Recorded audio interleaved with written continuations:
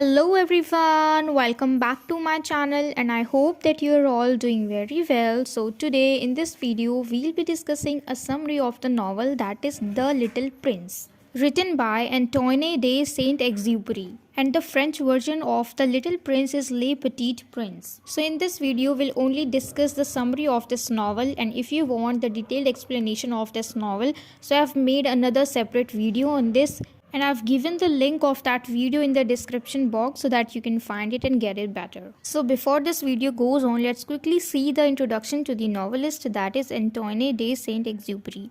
He was a French writer, poet, journalist and pioneering pilot, and he was born in 1900 and died in 1944. So it's the little introduction of the novelist, and now we'll see the theme of the novel. The first one is insularity. It means the quality of being isolated and detached, है ना। हम easy language में कह सकते हैं, यानी अकेले रहना, सबसे अलग रहना, हर चीज़ से डिटैच्ड रहना।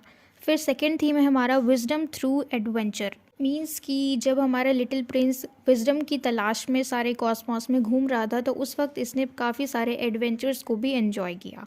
फिर हम नेक्स्ट थीम देखेंगे हमारा लव रिस्पॉन्सिबिलिटी इन रिलेशनशिप्स। तो इसमें हम देखेंगे प्यार और जो रिलेशनशिप्स होते हैं, हमारे संबंध होते हैं, उसमें हमारे क्या क्या जिम्मेदारियां होती है, ठीक है, क्या क्या रेस्पॉन्सिबिलिटीज़ होती हैं। Let's begin this novel. It was published in 1943 and the modest fable speaks about a boy the little prince who explores the cosmos in search of wisdom. तो इसमें हम बात करेंगे एक फैबल की, यानी जो काल्पित कथा होती है, एक फिक्शन की, it's not a real story. और इसमें है द लिटिल प्रिंस, एक छोटा सा बच्चा जिसको कि हमारे ऑथर, ठीक है, यानी एंटोने डे सेंट एग्ज्यूपरी, उसको लिटिल प्रिंस कह के बुलाते हैं, जो कि पूरे कॉस्मॉस में, पूरे ब्रह्मांड में विजडम की तलाश में घूमता है। तो हम ऑथर के साथ शुरू करते हैं। तो जो हमारे ऑथर हैं एंटोइन डे सेंट एग्ज्यूपरी, ये बचपन से ही इस बात को मानते हैं कि जो बड़े लोग होते हैं, एडल्ट्स होते हैं, वो टीन एज के अकॉर्डिंग बहुत ज़्यादा लेस क्रिएटिव होते हैं, यानी बहुत ज़्यादा डम्ब होते हैं, बहुत ज़्यादा स्लगिश होते हैं, वो अपना दिमाग ज़्यादा यूज़ नहीं करते, क्योंकि उनके कंपेयर में जो टीन एज बच्चे हैं, जो यंग चिल्ड्रन हैं, वो बहुत ज़्यादा एक्साइटेड होते हैं छोटी छोटी चीज़ों के लिए, ठीक है। उनका ध्यान बहुत ज़्यादा इधर उधर भटकता है और वो हर चीज़ को ढूंढने की कोशिश करते हैं, एक्सप्लोर करने की कोशिश करते हैं। और उनके कंपेयर में अगर हम एडल्ट्स को देखें तो उनका बहुत नॉर्मल बिहेव होता है और ऐसा लगता है कि वो हर चीज़ से बोर हो गए हैं, उनका जो भी इंटरेस्ट है वो ख़त्म हो गया है। तो इसलिए हमारे जो ऑथर हैं उनका मानना है कि जो एडल्ट्स हैं उनके अंदर बहुत ज़्यादा लेस क्रिएटिविटी होती है,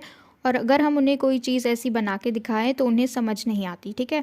और ये चीज़ हम देखेंगे इनके एक्सपीरियंस के थ्रू, क्योंकि जब ये छोटे थे, जब ये सिर्फ 6 ईयर्स ओल्ड के थे, तब इस वक्त इन्होंने अपने स्कूल में एक बुक को देखा था। तो उस बुक के कवर पेज पे एक बोआ कंस्ट्रिक्टर था, यानी अजगर था, जो कि एक वाइल्ड एनिमल को निगल रहा था, उसको खा रहा था। तो इनको एक आइडिया आया कि क्यों ना ये भी अपनी एक ड्राइंग बनाए। तो इन्होंने अपनी फ़र्स्ट ड्राइंग बनाई जिसके अंदर एक बोआ कंस्ट्रिक्टर था जो कि एक एलिफेंट को खा रहा था, ठीक है। And it was thick in the middle with 2 flat lines tapering of towards the right and left.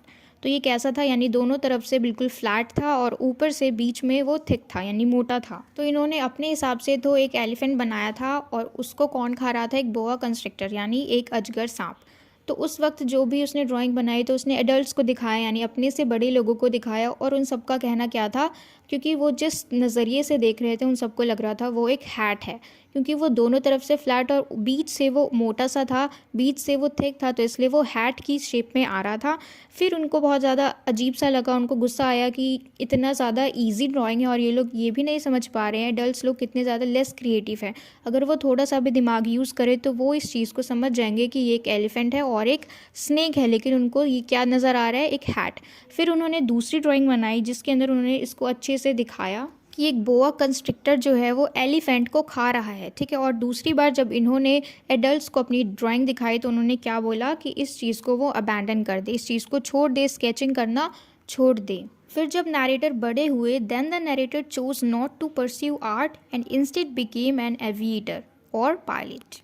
तो मतलब इन्होंने स्केचेस को छोड़ के, आर्ट को छोड़ के, ड्राइंग को छोड़ के इन्होंने क्या बनना पसंद किया, एक पायलट, ठीक है, पायनियरिंग पायलट। तो जब इन्होंने अपनी यात्रा शुरू करी पायलट से अपने प्लेन के साथ जब ये जा रहे थे, तो इनका जो प्लेन है ये डिज़र्ट में क्रैश हो जाता है और वहीं ये फंस जाते हैं और वहीं पे इनकी मुलाकात होती है लिटिल प्रिंस से। तो जब ये लोग रेगिस्तान में फंसे हुए हैं ये दोनों, और यहाँ पे जो लिटिल प्रिंस है ये अपने बारे में बताता है, और फिर जो ऑथर हैं वो भी इससे बहुत सारी बातें पूछते हैं और ये जवाब न देके, क्योंकि दोनों एक्साइटेड है एक दूसरे को देख के, तो दोनों ही एक दूसरे से क्वेश्चन कर रहे हैं लेकिन जवाब कोई भी नहीं दे रहे। ठीक है, जैसे कि मान लो अगर लिटिल प्रिंस कह रहे हैं कि आप कहाँ से आए हो, तो तुरंत जो हमारे ऑथर है वो पूछते हैं कि तुम कहाँ से आए हो। मतलब जवाब कोई नहीं दे रहा लेकिन दोनों सवाल किए जा रहे हैं और दोनों बहुत ज़्यादा एक्साइटेड हैं। फिर प्रिंस जो है वो अपने बारे में बताता है, अपने प्लानट के बारे में बताता है, अपने एस्टेरॉयड के बारे में बताता है, और वो कहता है जहाँ वो रहता है एस्टेरॉयड पे उसका नाम है B612। ये एस्टेरॉयड जो है ये एक छोटा सा स्टार जैसा होता है। तो यहाँ पे ये प्रिंस अकेला रहता है। ठीक है, इसके साथ कोई भी नहीं है, इसके इस प्लानट पे सिर्फ ये अकेला है, और इस प्लानट पे सिर्फ 3 वोल्केनोज हैं और एक रोज़ है बस। तो फिर प्रिंस अपनी लाइफ स्टाइल के बारे में बताने लग जाता है और वो कहता है कि जहाँ वो रहता है वो बहुत ही स्मॉल साइज़ का प्लैनेट है, उसका नाम है B612, और वो वहाँ पे बिल्कुल अकेला रहता है। और ये अपने प्लैनेट की बहुत अच्छे से देखभाल करता है, उसकी सफाई करता है, और मेनली ये बाओबैब की जो सैपलिंग है उसको उखाड़ के फेंक देता है, क्योंकि इसका प्लैनेट जो है वो स्टार के समान बिल्कुल छोटा सा है। ठीक है, और उसके ऊपर अगर बाओबैब का पौधा है तो वो उसे उखाड़ के फेंक देते हैं, क्योंकि इसका जो पेड़ है ये बहुत ही ज़्यादा बड़ा होता है, और अगर एक पेड़ भी इस एस्टेरॉयड पे उग जाता है तो ये पूरा एस्टेरॉयड जो है B612 वो डिस्ट्रॉय हो जाएगा। तो इसलिए जो प्रिंस है ये बहुत ही सावधानी से छोटे छोटे पौधों को भी उखाड़ के फेंक देता है, ताकि बाद में फ्यूचर में ऐसा कुछ ना हो। तो फिर वो बताता है कि जब वो एक दिन सफाई कर रहा था अपने प्लैनेट की, सारे पौधों को उखाड़ के फेंक रहा था, तो इसको उसमें एक छोटा सा अलग सा पौधा नज़र आया जो कि इसने अपनी ज़िंदगी में पहले कभी नहीं देखा था। तो पहले तो वो डर रहा था कि क्या ये कहीं बाओबैब तो नहीं, पर फिर ये छोड़ देता है, उसे उखाड़ता नहीं है। फिर कुछ दिनों बाद देखता है कि उसके अंदर एक फूल उगाया, रोज़। ठीक है, तो ये बहुत ज़्यादा खुश हो जाता है उसको देख के। तो अब देखो, पहले तो सिर्फ इसके प्लैनेट पे, इसके एस्टेरॉयड पे सिर्फ 3 वोल्केनोस थे और ये सिर्फ एक अकेला प्रिंस था। ठीक है, लेकिन अब इसके साथ एक रोज़ है, अब ये अकेला नहीं है।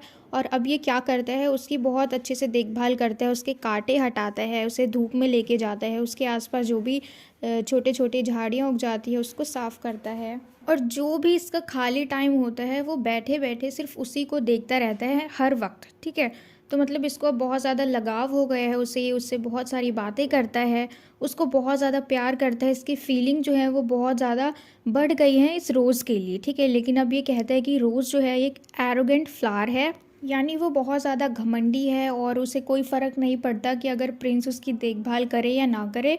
और लास्ट में जब ये दोनों बात करते हैं तो इनकी बहस हो जाती है। फिर रोज़ जो है वो कहती है कि उसे किसी और की ज़रूरत नहीं है, वो अपना ध्यान खुद रख सकती है। तो ये बात जो है प्रिंस को बहुत ज़्यादा बुरी लग जाती है और लास्ट टाइम वो उसको बाय बोल के आ जाता है। और कहाँ जाता है, the little Prince leaves asteroid and started exploring the cosmos in the search for wisdom.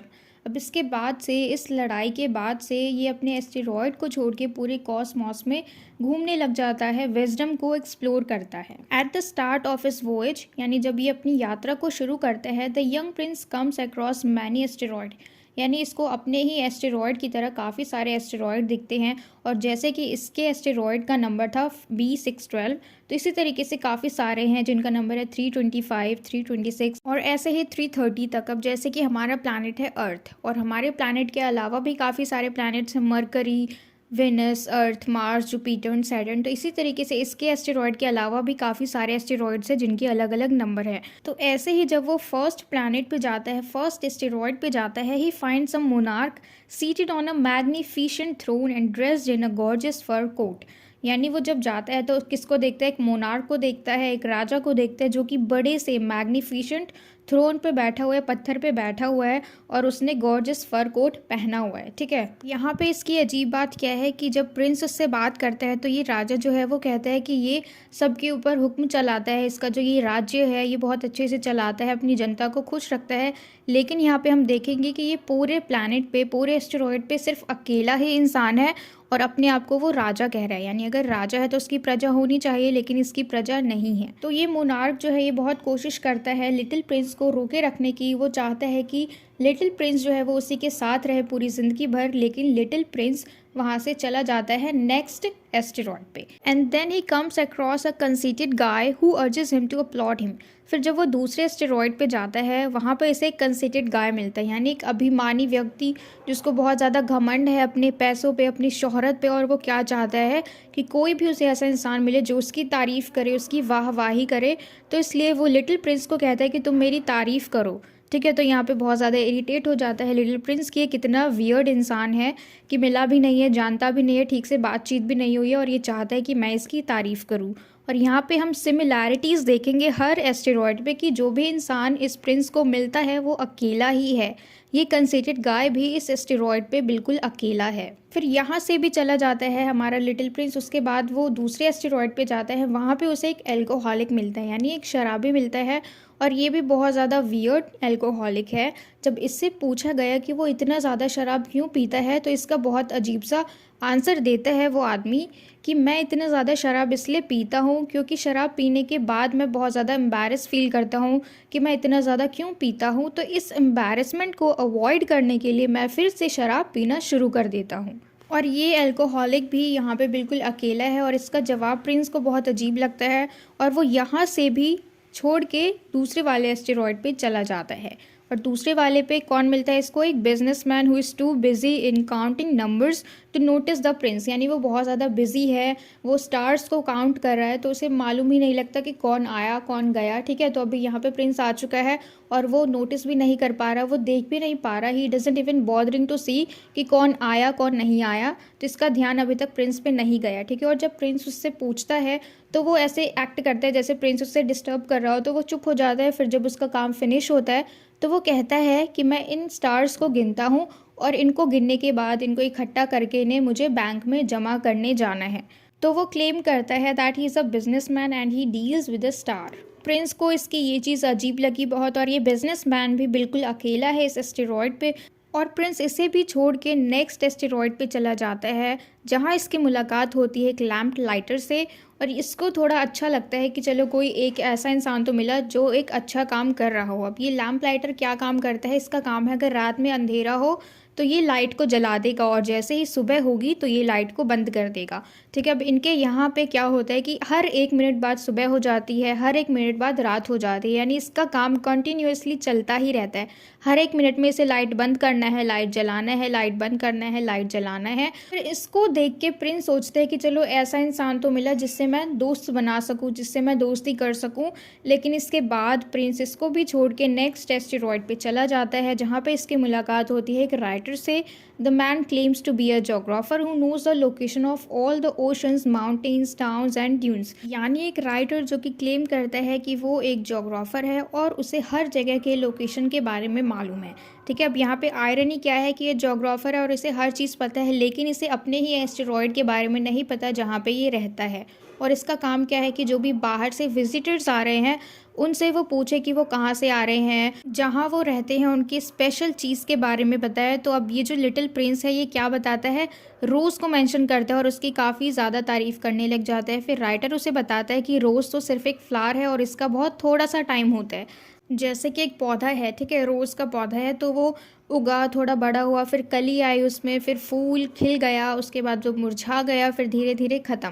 तो ऐसी चीज़ को वो अपने डॉक्यूमेंट में नहीं रख सकता, वो मना कर देता। और यहीं पे जो राइटर है ये लिटिल प्रिंस को सजेस्ट करता है कि क्यों ना तुम एक बार अर्थ पे जाके विज़िट करो। यानी अब ये जो लिटिल प्रिंस है वो हमारे अर्थ पे आएगा, और जैसे ही वो हमारे अर्थ पे आ जाए तो पहले तो उसे अजीब सा लगता है कि क्या है ये, यहाँ पे तो कुछ है ही नहीं, क्योंकि इसे सबसे पहले क्या नज़र आता है? सूखे सूखे रास्ते, काफ़ी सारे चट्टानें, बड़े बड़े पहाड़। तो इसे लगता है कि क्या है यहाँ पे, तो पेड़ पौधे हैं ही नहीं, मतलब इसको बहुत अजीब सा लगता है। और जैसे ही वो थोड़ा आगे जाता है तो इसकी मुलाकात होती है एक सरपेंट से, एक सांप से, जो कि क्लेम करता है कि मैं तुम्हें काटूंगा तो तुम मरोगे नहीं, बल्कि तुम वापस से अपने एस्टेरॉयड पे पहुंच जाओगे। फिर वो जैसे जैसे जाता है आगे, then he discovers the path leading to a vast garden full of roses. तो जैसे ही वो उस गार्डन की तरफ जाता है तो देखते हैं कि इसमें काफ़ी सारे रोज़ हैं, ठीक। और इस रोज़ को देख के 1 सेकंड के लिए बिल्कुल सुन्न पड़ जाता है। क्यों? क्योंकि इसके प्लैनेट पे सिर्फ एक ही रोज़ थी जिससे ये बहुत ज़्यादा प्यार करता था, और यहाँ पे आके इसको इतने सारे रोज़ मिल गए। पहले तो वो सोचता था कि वो स्पेशल है मेरे लिए क्योंकि पूरे प्लैनेट पे सिर्फ एक ही थी, लेकिन उसने अर्थ पे आके इतना बड़ा गार्डन देख लिया जिसके अंदर इतने सारे रोज़ हैं।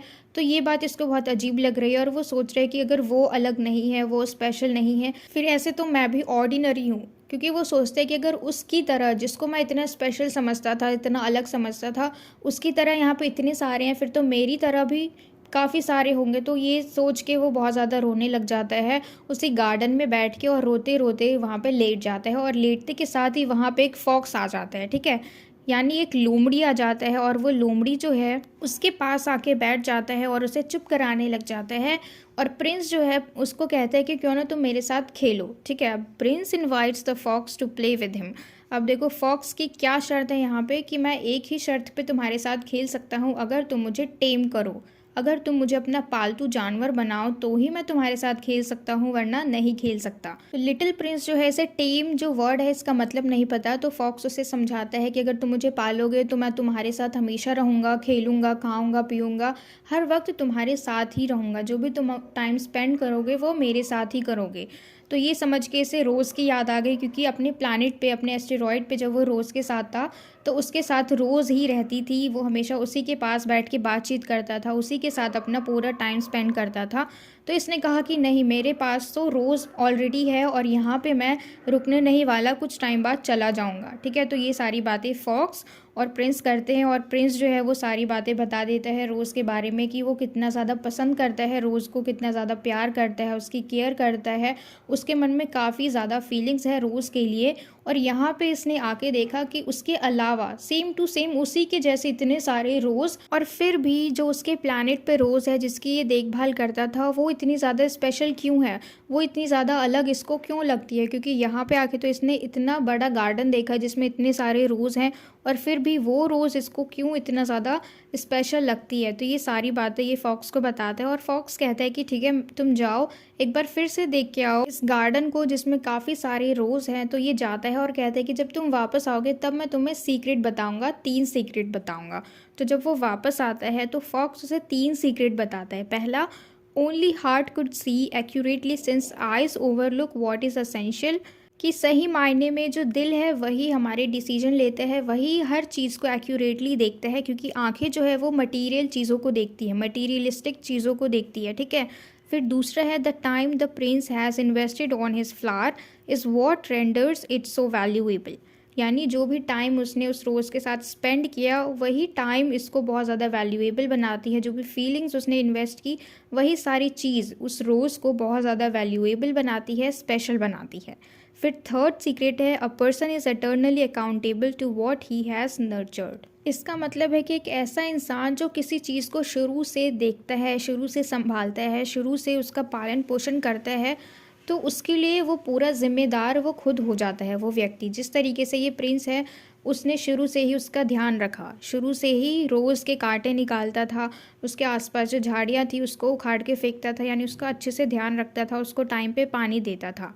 तो इसलिए वो बताता है यहाँ पे, उसको क्लियर कर देता है कि वो जो रोज़ है उसके प्लैनेट पे जो बिल्कुल अकेली है, और ये उसे बहुत ज़्यादा स्पेशल समझता है।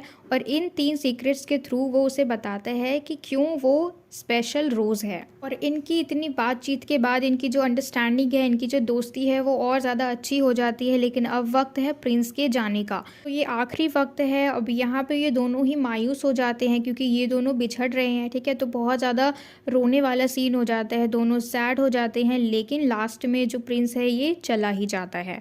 अब ये वापस कहाँ चला जाता है, जाते जाते ये रेगिस्तान में चला जाता है, जहाँ पे इसकी मुलाकात हमारे ऑथर से होती है, और ये सारी कहानी अभी ऑथर को सुनाता है।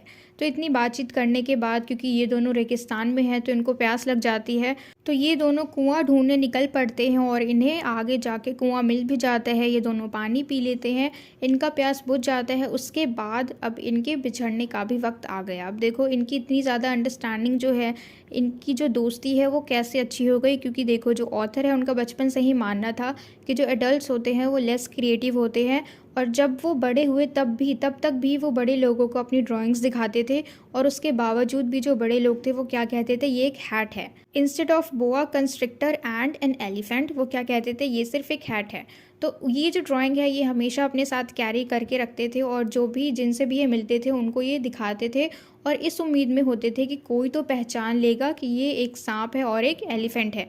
तो ये ड्राइंग ये इस प्रिंस को दिखाते हैं, और ये प्रिंस जो है एक बार में ही देख के बोल देता है कि ये तो एक बोआ कंस्ट्रिक्टर है और एक एलिफेंट है। तो इस चीज़ को देख के इनकी जो दोस्ती है वो और ज़्यादा अच्छी हो जाती है, और ऑथर की ज़िंदगी का पहला इंसान ये प्रिंस ही है जिसने उनकी ड्राइंग को पहचाना, ठीक है, सही तरीके से पहचाना। तो अब प्रिंस का वक्त आ गया है जाने का, और वो कहता है कि अब मुझे जाना ही होगा, क्योंकि उसे डर है, अब ये जल्दी में है कि इसे रोज़ से मिलना है, क्योंकि जैसा कि इसे उस राइटर ने, उस जोग्राफर ने बताया था कि रोज़ जो है वो बहुत थोड़े वक्त के लिए होता है। वो उगता है, कली बनता है, फिर खिलता है, फिर मुरझा जाता है और फिर ख़त्म हो जाता है। तो वो बहुत ही जल्दी में है क्योंकि इसे रोज़ से मिलना है, ठीक है, और ये बताता है कि उसका रोज़ से मिलना बहुत ज़रूरी है। और ये जो ऑथर है हमारे, ये बहुत ज़्यादा सैड हो गए हैं, और लिटिल प्रिंस भी जो है ये बहुत ज़्यादा रोने लग जाता है, इसका जाने का मन नहीं होता, और जो ऑथर है उसे जाने नहीं देते। तो चुपके से रात में जो लिटिल प्रिंस है वो जाने लग जाता है, और ऑथर उसका पीछा करते हैं, और फिर वो एक्सप्लेन करता है फिर से कि क्यों उसे जाना ज़रूरी है, क्योंकि उसे रोज़ से मिलना है। और इतना जब वो एक्सप्लेन करता है तभी वो सांप आता है जिससे कि वो अर्थ पे मिला था, जो कह रहा था कि उसके काटने से ही जो प्रिंस है वो वापस से अपने एस्टेरॉयड पे पहुंच जाएगा, मरेगा नहीं। तो वो सांप उसको जल्दी से काट लेता है, और इतने में जो प्रिंस है वो धीरे से साइलेंटली नीचे लेट जाता है, उसके बाद वहाँ से गायब हो जाता है। और इसी के साथ हमारी ये जो नॉवल है ये ख़त्म हो जाती है, और मुझे पूरी उम्मीद है कि आपको ये बहुत अच्छे से क्लियर हो गया हो। वैसे तो ये नॉवल बहुत ज़्यादा बड़ी है, और यहाँ पे इस वीडियो में हम सिर्फ समरी को डिस्कस कर रहे हैं, and if you want the detailed explanation of this novel then I have made another separate video on this. So if you want, then I've given the link of that video in the description box so that you can find it and get it better. And as of now, I'm really hoping that you've really liked this video, and if so, then please let me know in the comment box if you like this video, if you understood this video, and share it with your friends as well so that they can get help from it. And don't forget to subscribe my channel. Until we meet in the next video, keep learning.